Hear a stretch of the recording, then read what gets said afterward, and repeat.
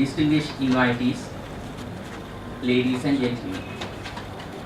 It's a great honor and a pleasure for me as the President of UVA Clinical Society to welcome you all for this 12th annual academic sessions and the induction of UVA chapter of College of Surgeons of Sri Lanka.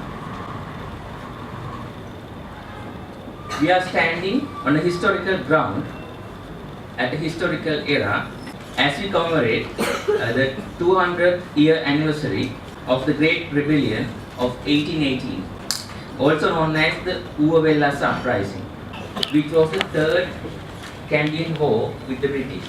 Thousands who died were fearless and clever fighters. General Hospital Badulla was established in 1891 and is one of the oldest hospitals in Sri Lanka, which is more than 125 years old now. UVA Clinical Society was started in 1973 with the aim of disseminating knowledge of medicine to the province of UVA. This time, the annual sessions will be held in collaboration with the College of Surgeons of Sri Lanka, the Ceylon College of Physicians, the College of Anesthesiologists and Intensivists, the Sri Lanka College of Endocrinologists, the Sri Lanka Association of Urological Surgeons, and the College of Psychiatrists of Sri Lanka. And I wish to warmly welcome all the guest speakers who have travelled so far to join us today.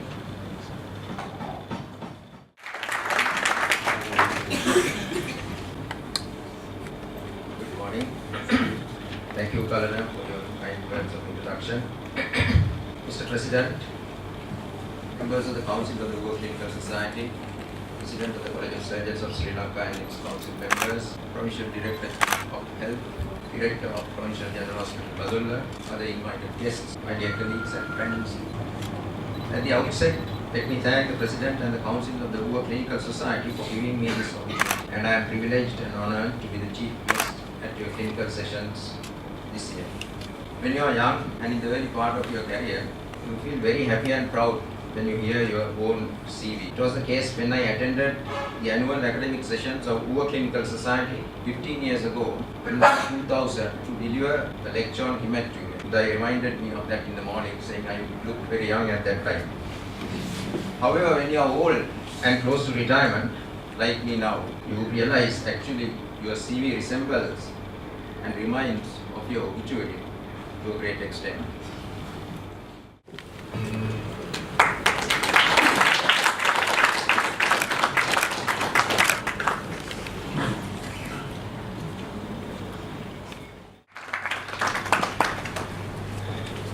Chief guest, Dr. Anuda Begunsekar, President of the UVA Clinical Society, Dr. Kalana Panupalliduge, and the Council and the members of the UVA Clinical Society, past President of the College of Surgeons of Sri Lanka and the Council members of the College of Surgeons of Sri Lanka, and the Director of the hospital, Dr. Hemanta Silva, and all other distinguished guests who are here. It is indeed a privilege to be invited to address you today in your 12th annual academic session of the UVA Clinical Society. I will take this opportunity to tell you a little about the College of Surgeons of Sri Lanka because I am representing today College of Surgeons.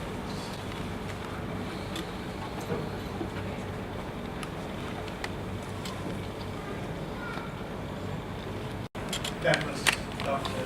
Noel Berthelmuse. Since then, actually college has turned out to be a major academic institution which takes many challenges every year. Over the years, it has progressed under many presidents and the councils who before me.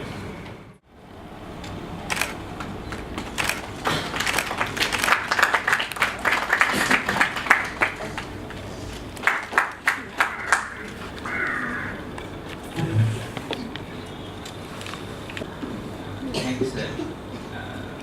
So this remark the inauguration of UVA chapter of College of Surgeons of Sri Lanka. Dr. Kalana Paranapalli Guruge. Vice President and President-elect is Dr. Anand Jayawardena. Joint Secretaries we have three, Dr. Suraj Ratnayaka, Dr. Saman Renuka and Dr. Priyal Kurupil. Treasurer Dr. Sampath Virakon. The Council, Dr. Kalana Mendis, Dr. Saman Pushpakumara, Dr. Asanga Gunawardena and Dr. Hemant Singha, also Dr. Mohan Samasingh. At the time, the decision had to be taken at the center in Colombo, but of course the surgeons from Badulla supported us. But today, there's a huge difference. You decide for yourself, you take decisions, you implement them, and then you invite us. And it's a huge change. I'm very pleased to know that change. At this time, I have been requested to speak a few words relevant to the concepts behind establishing regional chapters and regional clinical societies, especially related to the College of Surgeons of Sri Lanka, with a negative impact on the very same purpose for which the societies are established.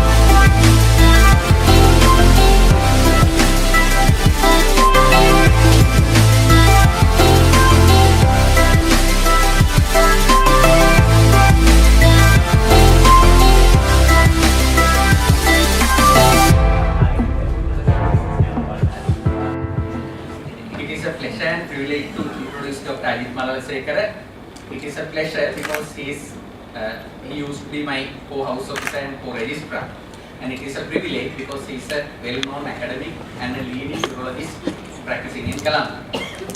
He is a senior lecturer, Department of Anatomy, Faculty of Medicine, University of Colombo, and he has many fellowships, as you can see in this slide, and he has given many national and international lectures.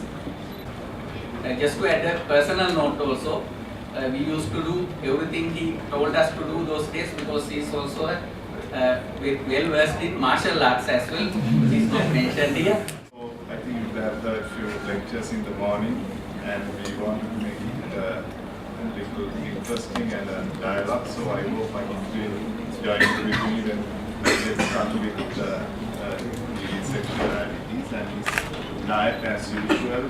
He's on a high carb diet, 3 times a day rice, with less vegetables, and he's not getting his portion of fruits for the day, no regular exercise at all.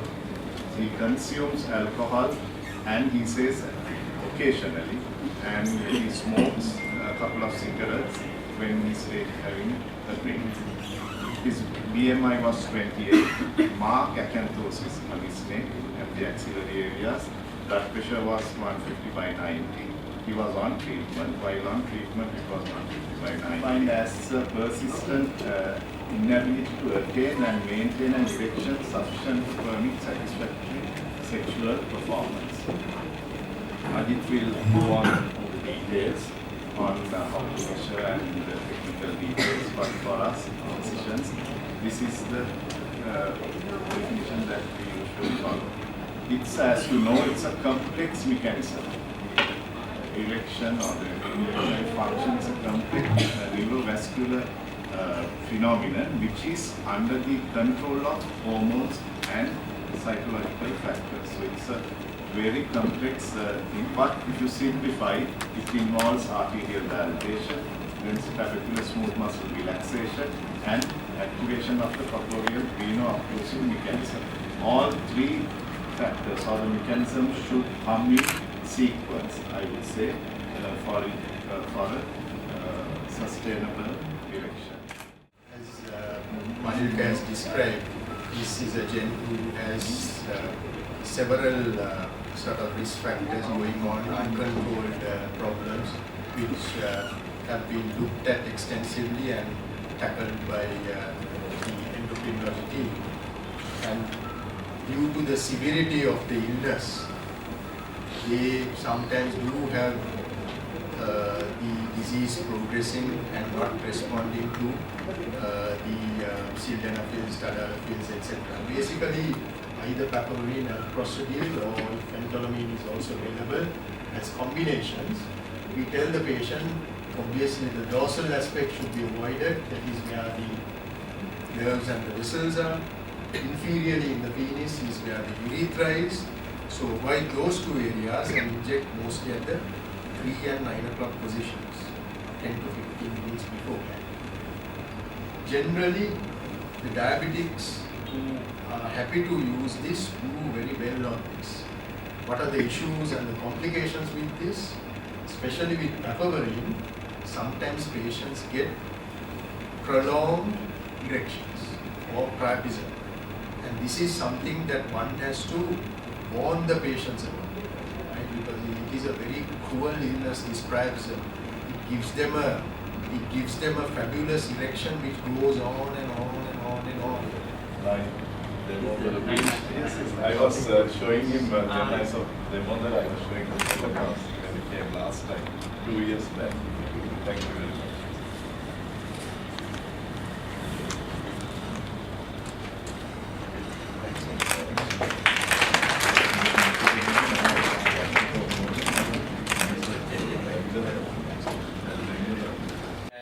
Ulcerative colitis and Crohn's disease are considered the principal types of inflammatory bowel disease.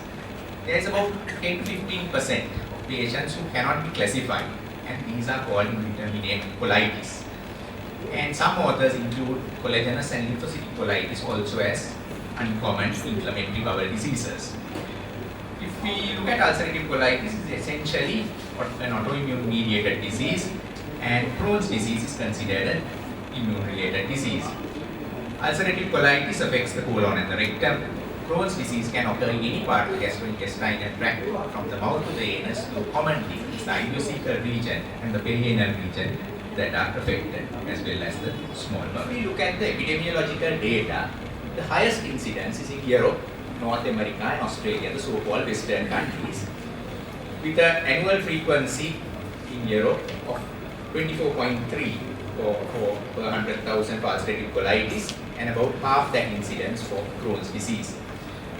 And there are similar figures in the North American population, though you find that in North America, Crohn's disease is as common as ulcerative colitis. And according to the Access study, the incidence in Asia is very much less. It's just 1.4 per 100,000. And the study had also found the incidence, overall incidence in Sri Lanka to be about 1.59, of which about 2/3 is ulcerative colitis.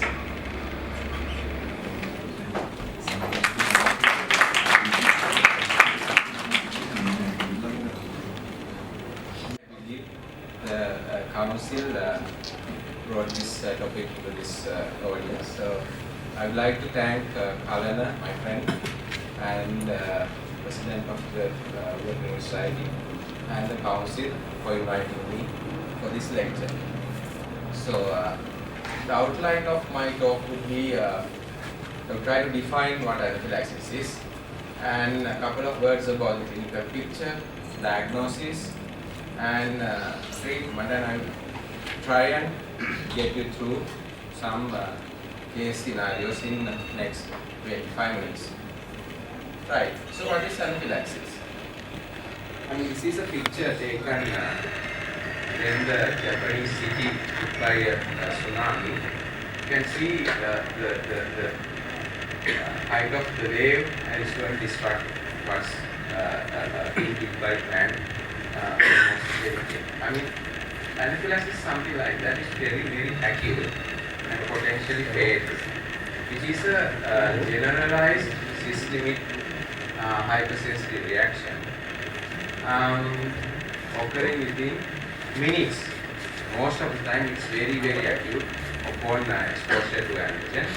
But like tsunami, it can have a second wave as well. So some people do get anaphylactic reaction after a few hours. And after exposure to So anaphylaxis is a very acute, potentially fatal, generalized hypersensitivity reaction occurring within very short period of time upon exposure to some kind of allergen.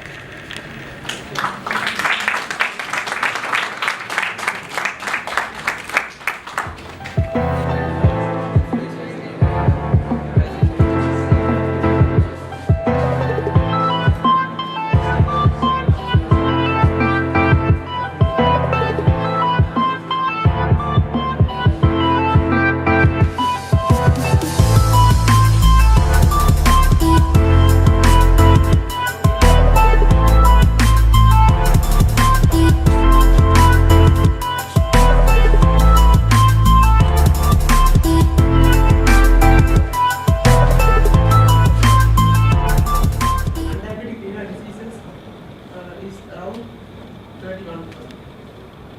Majority of patients do not develop any complications. Transient nitrosamine hematuria is the most common complication. It is around 7.3% as a minor complication. 3 patients require blood transfusion. It is around 1.2%. 2 had a very rapid urinary point. It is around 0.86%. is our study. The clinical paper is related to Commission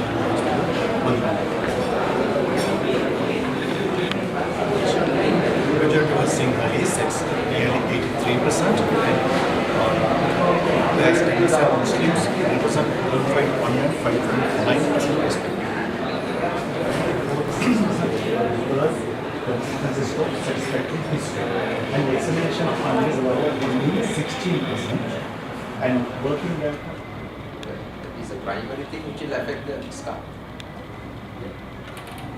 Otherwise, it's a very good study. That's why I was very impressed when I looked at the study initially. I was going to say that, okay, now here everyone is promoting endoscopic ones. You all should. So now recently in the newspapers, there's someone who has gone through the tongue and done a thyroidectomy. So people are trying to promote those equipment, as I said in my early morning lecture. My study regarding the final etiology of pulmonary opacities according to the morphology of lesion and the radiological distribution that presented to our unit during the period of July to September 2017. And we did this study because the chest X-ray is the main investigation, basic investigation that we are doing in any respiratory complaints, and pulmonary lesion is initial presentation of any lung pathology or any lung etiology.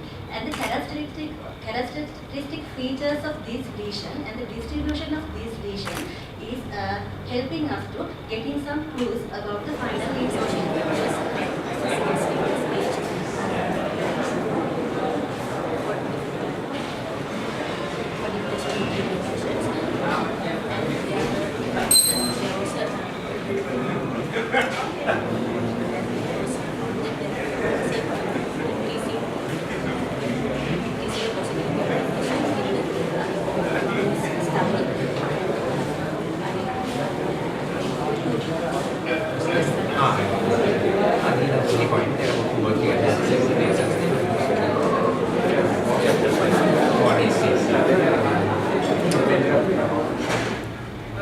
So from the morning you have seen a slide. I slightly modified the slide to show the reality in Sri Lanka. So we talked about equality and equity, but what is the reality? End of the lecture, I will show you another slide, so don't leave the hall. So that is actually the reality. So my outline is that to talk about what is human factor, what is the relationship of human factors to the patient care, and also what strategies we can use to reduce medical errors, and also share my experience when it comes to the teaching of non-technical skills for human factors to healthcare providers in Sri Lanka. So this is a simple checklist for surgical patient, and this is what we have. So when there is a cardiac arrest, real time, if we can tick those boxes, you can. I never experienced this. Then I just repeated. Then morning I have to go and count the signs. So if you are giving a telephone order, it should be heard by 2 people. So that is it.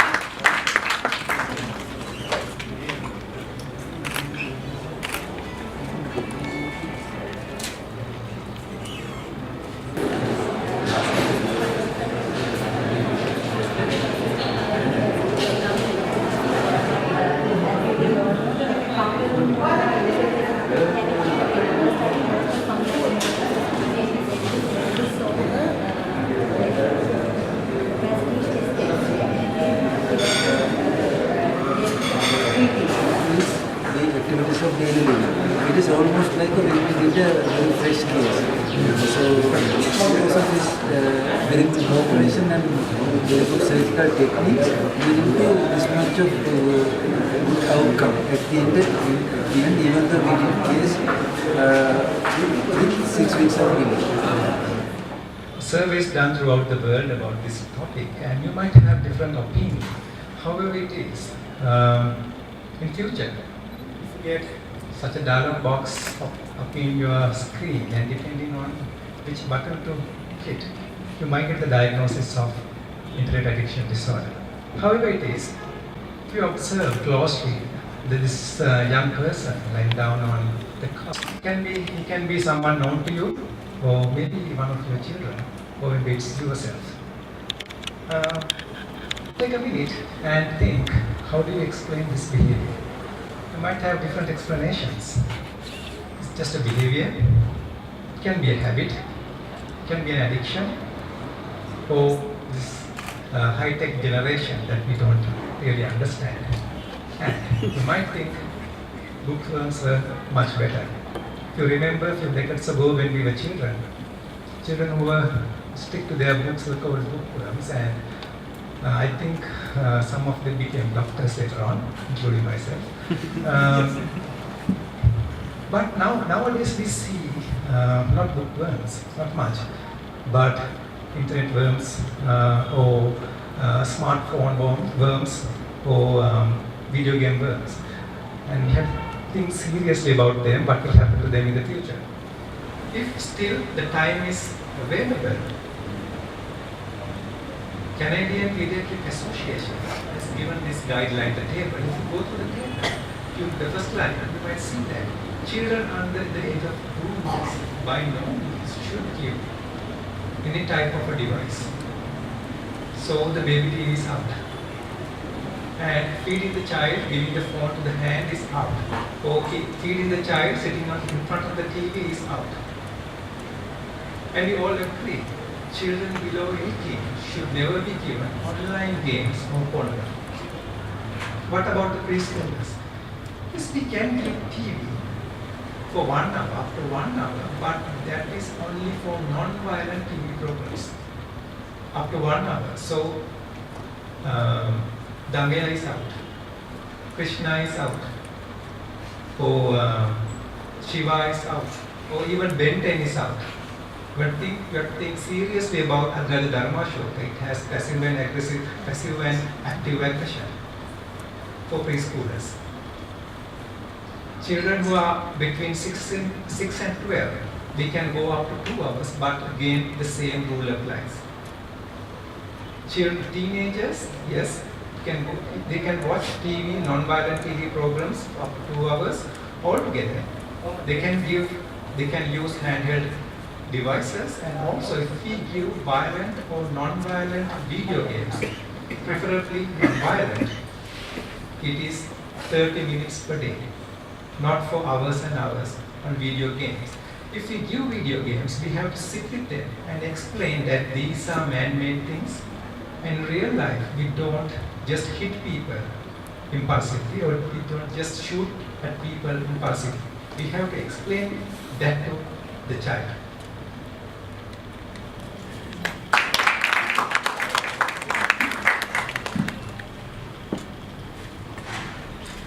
And with that, I try to include everyone. My fault and my fault only. If I forget to mention anyone's name, so take your pardon. So So the organizers of the Clinical Society Annual Academic Sessions 2017 and 18, we would like to express our sincere gratitude to the chief guest, the presidents and members of the College of Surgeons of Sri Lanka, the College of Ceylon College of Physicians, the College of Anesthesiologists and Anesthetists, and the Sri Lanka College of Endocrinologists, and the College of Psychiatrists of Sri Lanka. And I would like to also thank the resource persons who have travelled from far away, from Kandy and Colombo, altruistically to share their knowledge with us. And I would like to thank you all for coming today, the doctors and consultants, for attending our sessions and making this event a success. And I would like to also thank the director and the staff of the Provincial General Hospital Badulla for providing us the venue and all this support for decoration. And I would also like to thank the organizing committees of the CME activities, the entertainment and social events, morbidity and mortality meetings and MDT meetings, who made our work easy. And the lecturers who have conducted CME, and I would like to also thank the surgeons of the Uva province for their enthusiasm and unity which made the induction of Uva chapter of College of Surgeons a reality. And I would also like to thank Mr. Ismat Hamid and the team of Brown Key for arranging and printing the work and the journal safely. Mr. Kushan and the team for helping us to cover the event, and Mr. Jayasuri and the team as the Heritage Grant for providing us with accommodation for our lecturers and meals. And they will be also accommodated overnight. Mr. Nadika Burge will be seeing him in the evening. He will be providing us with entertainment until overnight. And I would also like to thank our staff, Mr. Tushar and Mr. Markanti, and the other attendants who worked tirelessly since last night to help us organizing this event. And finally, the pharmaceutical and surgical equipment industry with their generous donations without could do this event. And thank you very much.